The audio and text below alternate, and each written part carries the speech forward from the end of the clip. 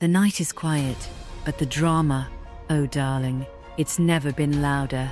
You may have forgotten all about your favorite nighttime soaps, but Miss Kane, she never did.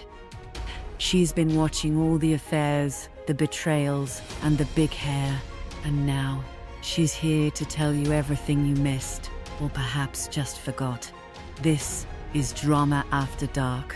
Slip into something comfortable, and let's catch you up. Don't just watch the scandal, darling. Subscribe and join the drama every Friday. All right, loves, I'm Miss Kane. And yes, I did watch these nighttime soaps as a kid. Back then, I didn't fully understand what I was seeing, but oh, I knew it was juicy. Now I'm all grown up and watching with fresh eyes, a sharper tongue, and a whole lot more perspective. And let me tell you, the drama hits different when you actually get the schemes, the shade, and the scandal. That's why I started Drama After Dark, to relive the chaos, call out the mess, and give these iconic shows the commentary they deserve. So go ahead and pour a drink, get comfortable, and let's get into it, shall we? JR is on the phone, darling, calling Chris Mainwaring like the wedding fallout simply never happened. Miss Ellie, bless her heart, questions it immediately. After everything, why even reach out? But JR, oh, he just brushes it off. Business, you see, is still business. Jock, however, isn't convinced. The wedding was the very reason they were dealing with Mainwaring in the first place, wasn't it? JR keeps pushing, talking refinery access on the Gulf, until, oh darling, the truth slips out. Losing Mainwaring was a big blow to Ewing Oil. Lucy, still hurting, bless her heart, throws in that JR will survive just fine without him. Jock snaps at her for calling off the wedding, and Miss Ellie, bless her, shuts the whole conversation down. No more Mainwaring talk, she declares. JR quickly apologizes, because he always knows when to retreat, doesn't he? Then, darling, Bobby enters and cuts through the tension like a hot knife through butter, going straight to Lucy. Are you going to school, he asks, or are you going to mogue all day? She gives in, admits she can't stop thinking about Kit. And Bobby, bless him, softens. He can't fix it, no, but he shows up. And then comes the surprise, darling. Bobby has Lucy close her eyes and pull, and suddenly she's staring at a car. Her very own. Bobby keeps it simple. She's grown up enough to handle it. So while JR works angles and leverage, Bobby, bless his heart, quietly gives Lucy exactly what she needs. JR arrives at Ewing Oil with Jock. And the mood, well, it's already quite off, isn't it? Bud Morgan is just waiting in JR's office, which, darling, tells them everything before a single word is even uttered. Bud explains the problem, you see. The Office of Land Management has, they've shut down their test drilling. Jock is simply stunned. How on earth can they do that? JR doesn't hesitate, not for a moment. This has Cliff Barnes written all over it, doesn't it? The excuse is an environmental impact delay, vague enough to stall everything, and, costly enough to truly hurt. Bud says they simply can't drill until the report is approved. JR is absolutely furious. They've had that report for weeks, darling. Cliff knows exactly how much every single delay costs. JR tells Bud to shut it down, send the crew home, and wait for instructions. Bud pushes back. Mind you, it's a good crew and hard to replace, he says. Jock makes it clear. Barnes knows that too.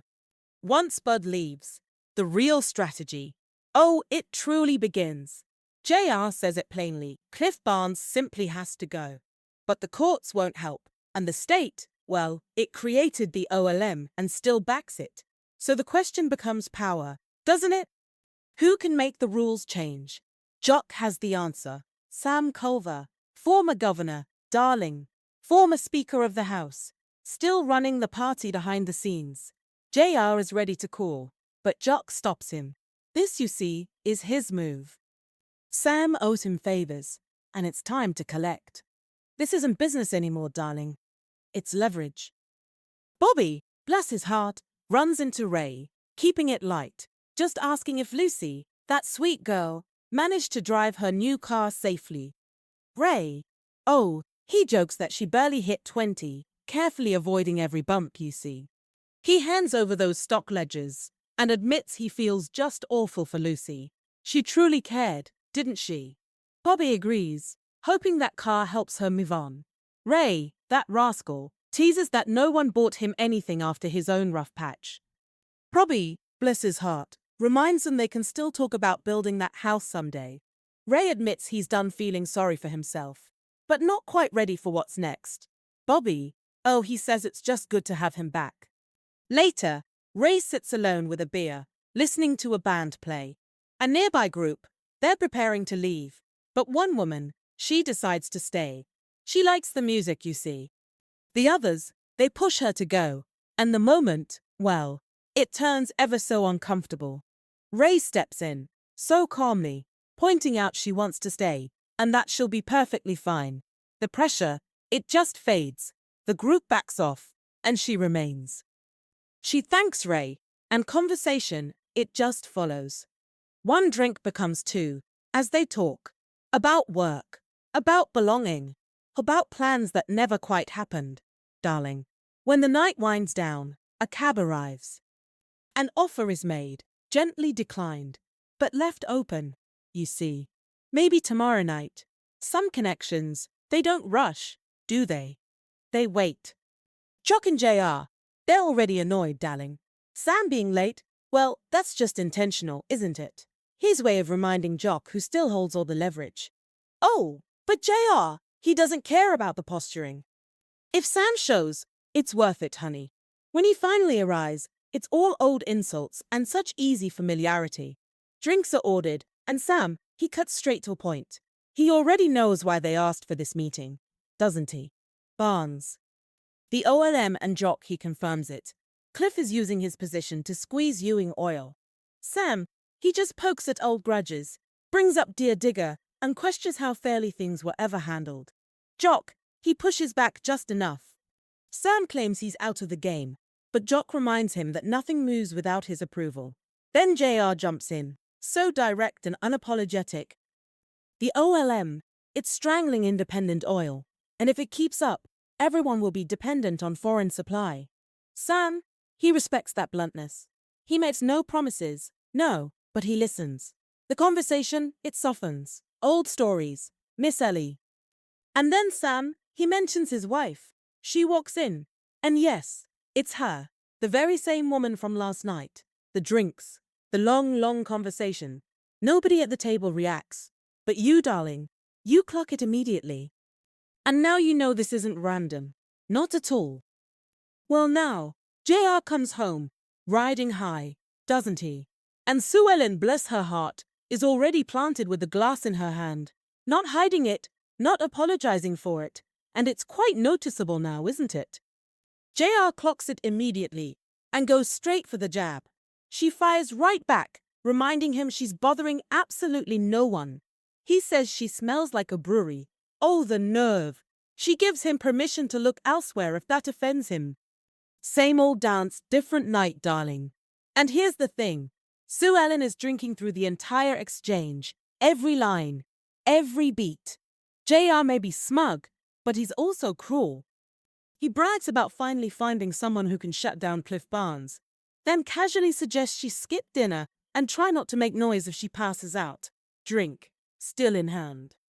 At the same time, Ray is already waiting at the bar, beer in front of him, right where he said he'd be, and she shows.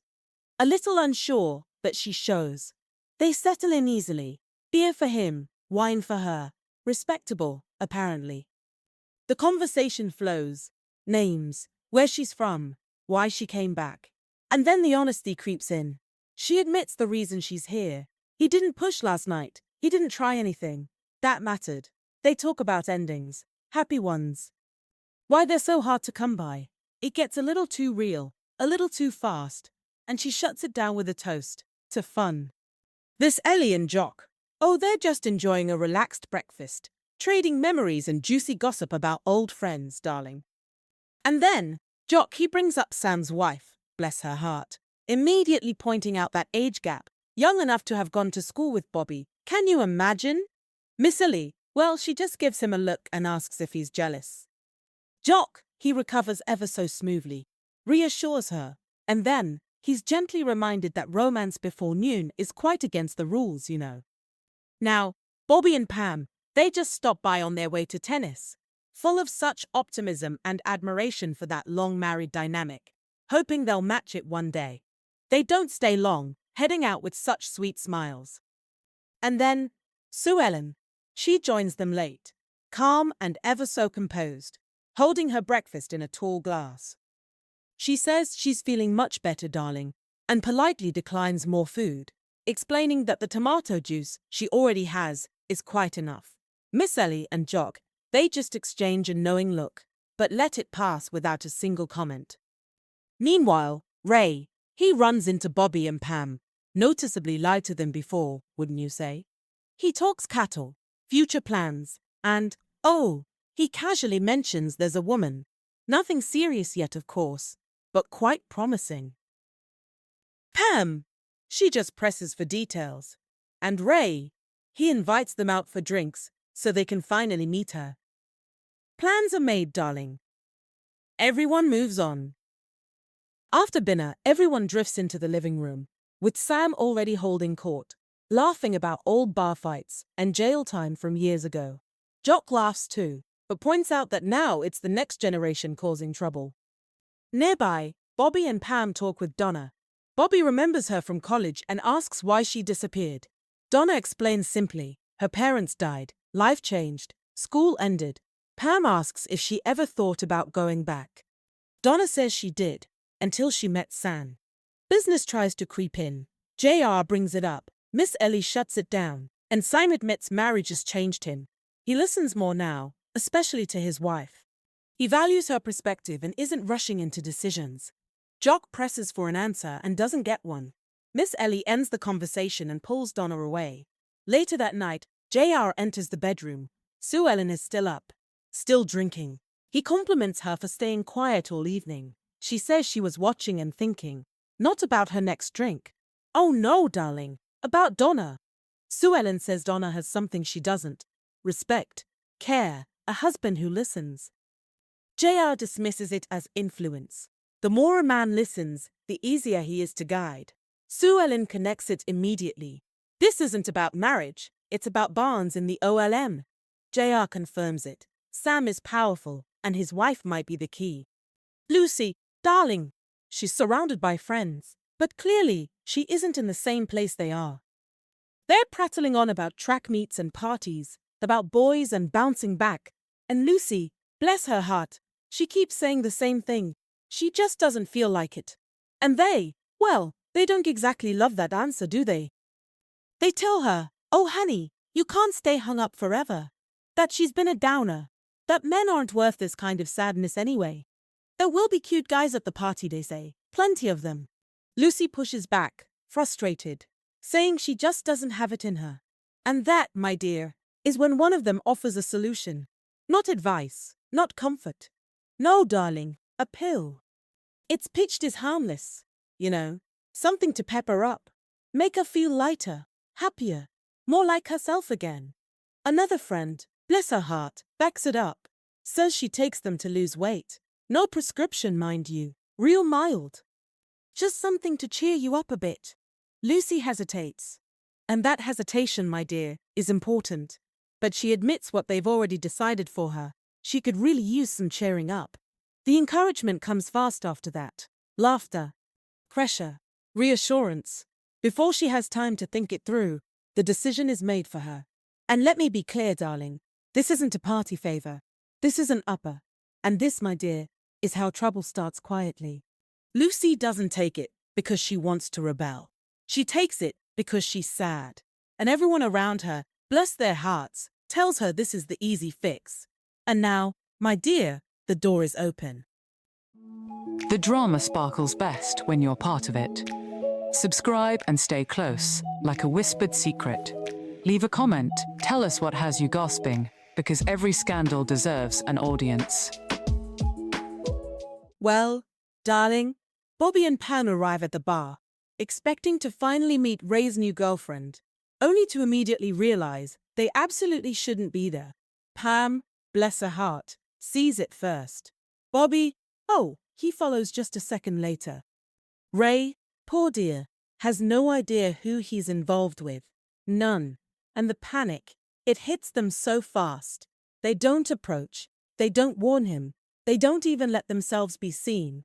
No, they just turn around and leave before Ray can even spot them. The very next morning, Bobby, he's already trying to get ahead of it all.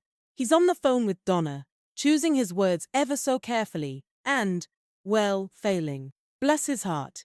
He admits he's not very good at lying. And Pam, she knows it.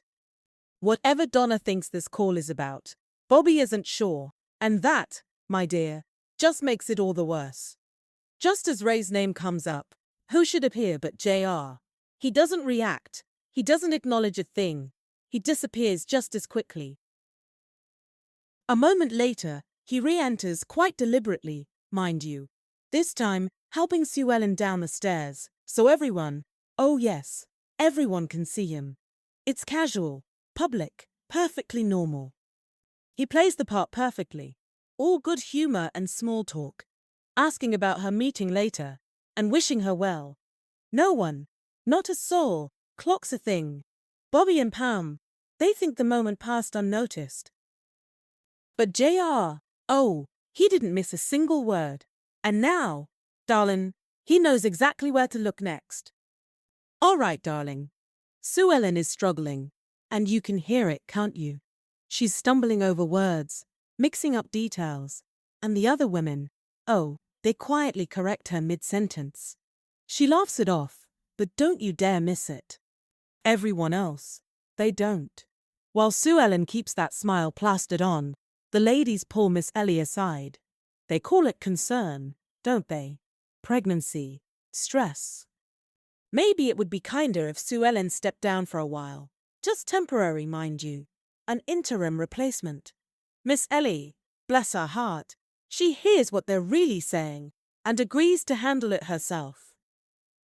Sue Ellen returns, cheerful as ever, praising the afternoon, completely unaware a decision about her future just happened without her.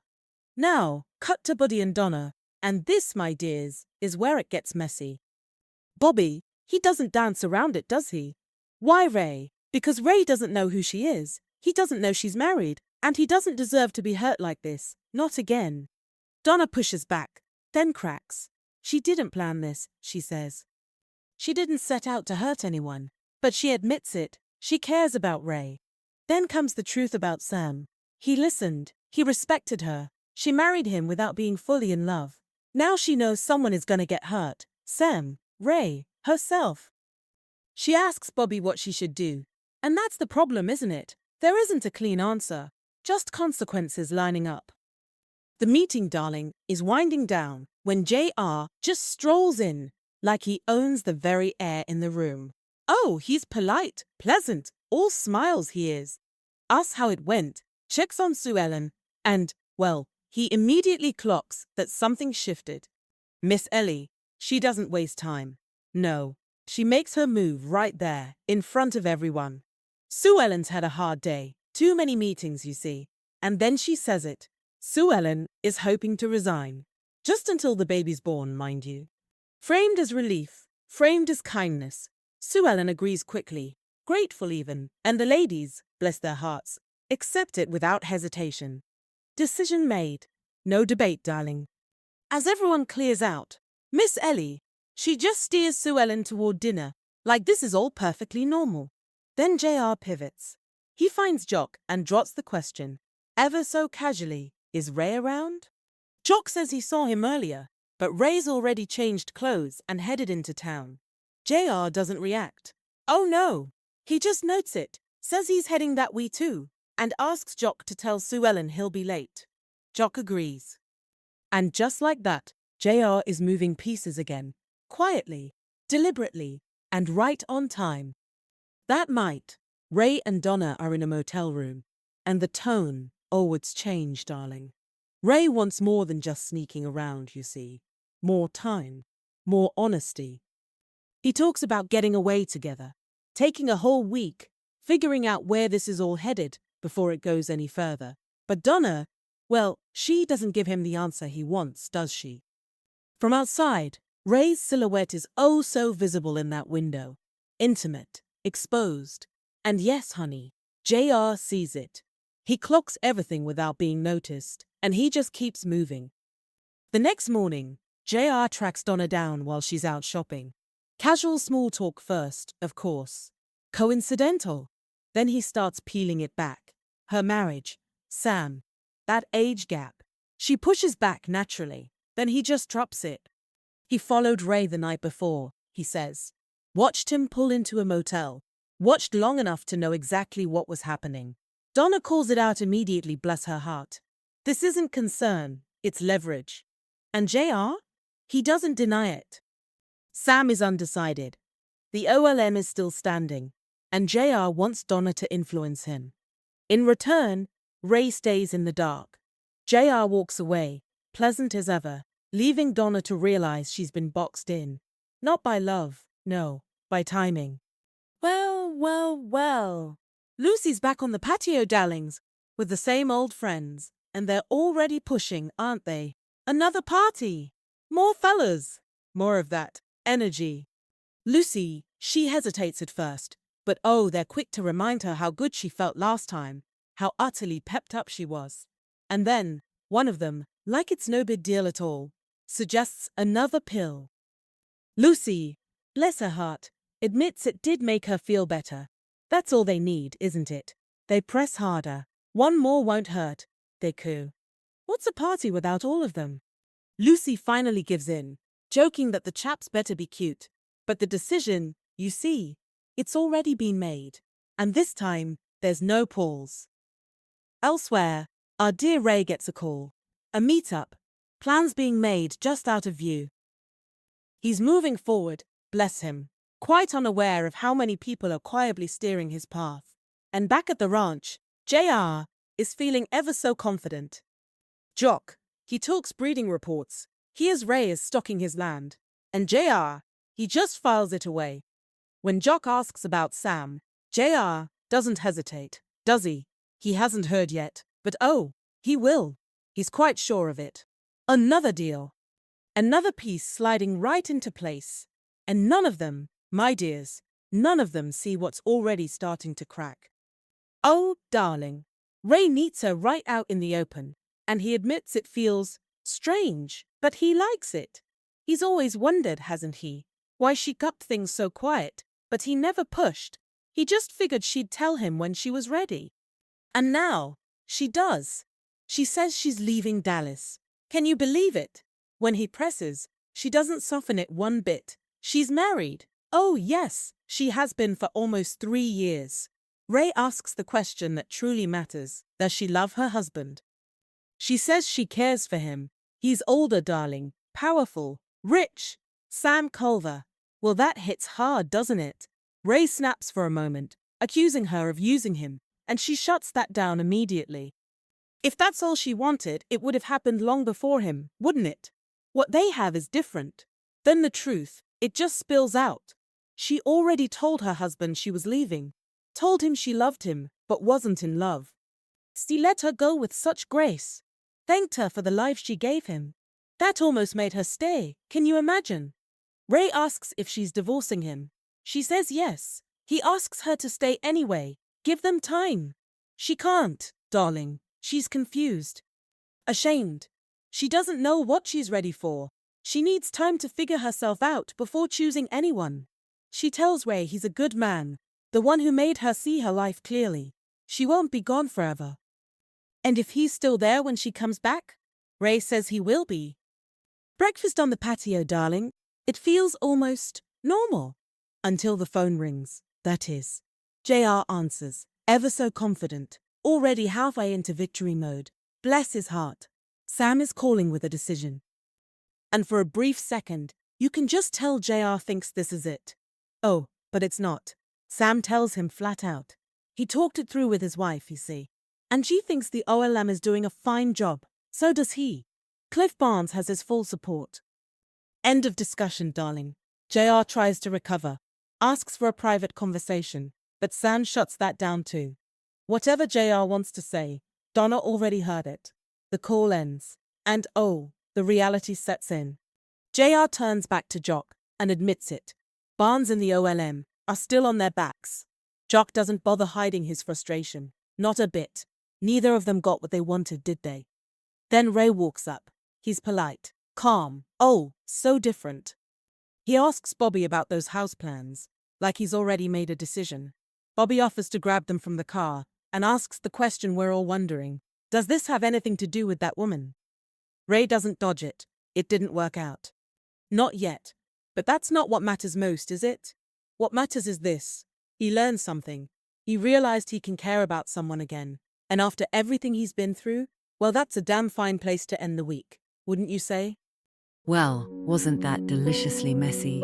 Miss Kane walked you through the drama, and trust me, the secrets are just starting to spill. But don't think it's over, darling. There's always another scandal waiting in the shadows. This has been Drama After Dark. Until next time, we'll be watching. Will you?